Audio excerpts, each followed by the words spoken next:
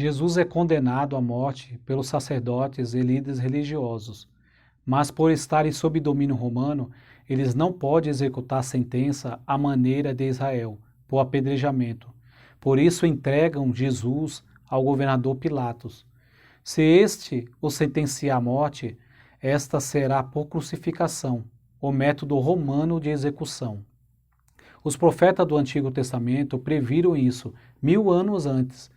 Davi descreveu a crucificação de Jesus no Salmo 22. Transpassaram minhas mãos e meus pés. No Salmo 34, ele previu ainda que nenhum de seus ossos seriam quebrados. Ao contrário do procedimento normal, que era quebrado as pernas dos crucificados para acelerar a morte por asfixia. Enquanto isso, Judas parece arrependido do que fez, mas por outras passagens, vemos que ele estava interessado mesmo era no dinheiro. Sua ganância o tornava vulnerável à influência de Satanás, que agia nos bastidores. Alguns contestam a culpa de Judas, alegando que ninguém pode ser responsabilizado por atos cometidos sob uma influência externa, no caso Satanás. Vá dizer isso ao juiz que condena motoristas que causam acidentes sob o efeito do álcool. A influência externa entrou em cena porque a pessoa abriu mão de sua responsabilidade interna. Essa influência pode também vir de Deus, precedida pela insubordinação do homem contra o seu Criador. Depois que Faraó, no Antigo Egito, decidiu ignorar os avisos de Deus transmitidos por Moisés, Deus endureceu o coração de Faraó. Primeiro veio a insubordinação de Faraó, depois o endurecimento vindo de Deus. Em 2 Tessalonicenses, capítulo 2, você lê que em um tempo ainda futuro, aqueles que não creram em Jesus serão levados por Deus a crer no anticristo. O arrependimento de Judas é diferente do de Pedro.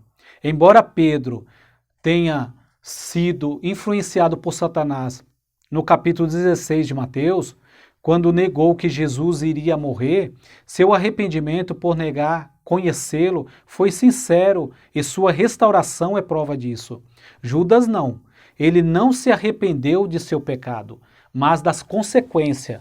Para entender isso, pense em um corrupto.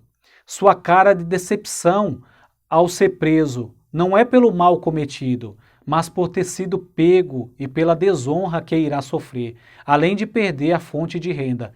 Judas prefere tirar a própria vida a enfrentar essa consequência. Ainda hoje, você encontra acusados de corrupção agindo assim em países como o Japão.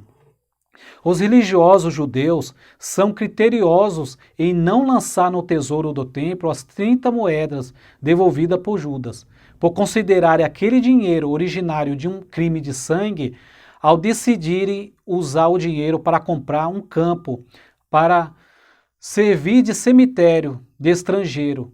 Eles dão a eles mesmos um atestado de criminosos e hipócritas.